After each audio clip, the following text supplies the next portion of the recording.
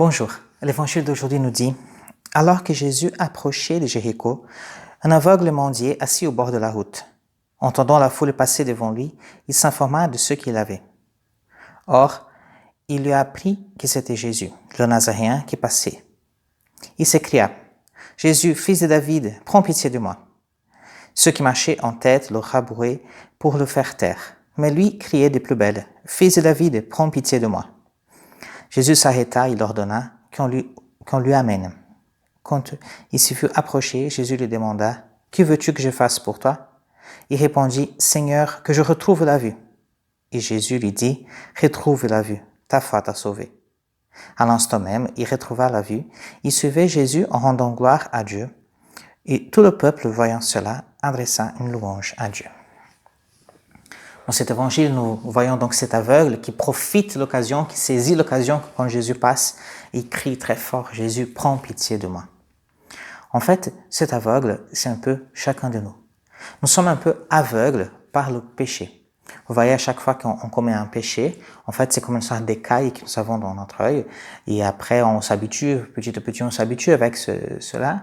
Après, on a un deuxième péché, il y a une deuxième écaille qui vient nous empêcher un peu de voir. Ça nous gêne un peu au début, mais après, on s'habitue. Et finalement, au bout d'un moment, on est complètement aveuglé par le péché. On est complètement loin de Dieu, aveuglé par le péché. Et en fait, cet aveugle, de l'évangile, il a saisi l'occasion, il a sauté dessus, il a dit, tiens, il a bondi d'ailleurs, il dit, Seigneur, prends pitié de moi, aide-moi, viens me guérir. Et nous pouvons faire aujourd'hui la même chose. Nous pouvons demander à Dieu de nous guérir, de guérir de nos péchés. Mais remarquons qu'en fait, cet aveugle-là, il ne s'arrête pas devant les premières difficultés. Il y a toute la foule qui dit, mais arrête de parler, arrête là. Mais tu vois que le maître, il passe, on ne va pas l'embêter à cause de ça. Et parfois, nous avons aussi de petits obstacles, de petites difficultés qui viennent nous empêcher d'être guéris, viennent nous empêcher d'avancer dans notre foi, dans notre démarche de guérison de l'âme, de guérison intérieure, c'est la demande du pardon à Dieu. Nous avons normalement trois difficultés majeures. En fait, en tout cas, c'est les trois que je connais le plus. En fait, la première, c'est le temps. Ah, mon père, en fait, malheureusement, je n'ai pas le temps de venir prier à l'église, je n'ai pas le temps de voir quelqu'un, je n'ai pas le temps. Et c'est vrai que nous avons une vie tellement remplie que parfois nous avons du mal. Après, l'autre difficulté que nous avons, c'est la distance. En fait, c'est difficile d'aller dans une église parce qu'il faut prendre la voiture parfois, c'est un peu difficile, il faut sortir de la maison. Voilà, donc c'est vrai que c'est une raison aussi valable. Après, une troisième raison, c'est les circonstances actuelles. Voilà, nous sommes dans un confinement, dans un cadre de confinement, avec une crise sanitaire. En plus, nous avons le risque attentat. Donc, en fait, tout est très compliqué et nous avons plusieurs raisons, en fait, qui nous disent, tiens, je ne vais pas faire cette démarche. Mais tout cela, c'est comme cette foule qui nous empêche, qui empêchait l'aveugle, vous voyez, de crier et qui voulait presque étouffer l'aveugle.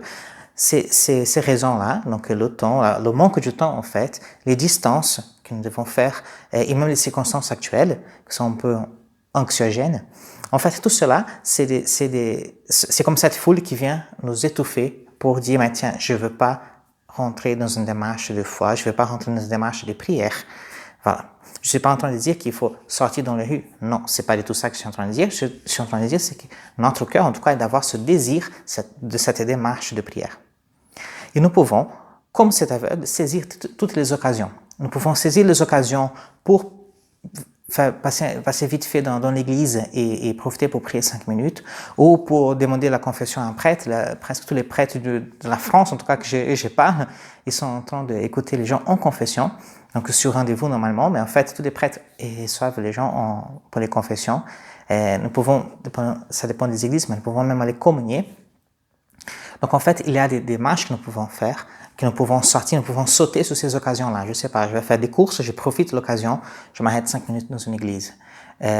Ou même dans une journée que je suis bien chargé, que je travaille à la maison, je peux prendre 5 minutes, je dis tiens, là j'arrête 5 minutes pour le bon Dieu, pour prier. Voilà, donc nous pouvons faire comme cet aveugle, saisir toutes les occasions. Et vous voyez, en fait, cet aveugle, il a eu une seule occasion. Il a sauté dessus, il était guéri, il était sauvé. Et nous avons parfois plusieurs occasions dans notre vie, que nous puissions en fait profiter toutes les occasions, que nous puissions profiter toutes les occasions pour être comme cet aveugle sauvé par le Christ. Maintenant, je vous invite à quelques instants de prière. Seigneur, nous voulons être guéris par toi. Nous voulons être sauvés par toi. Aide-nous à profiter, à saisir toutes les occasions de notre vie. Amen.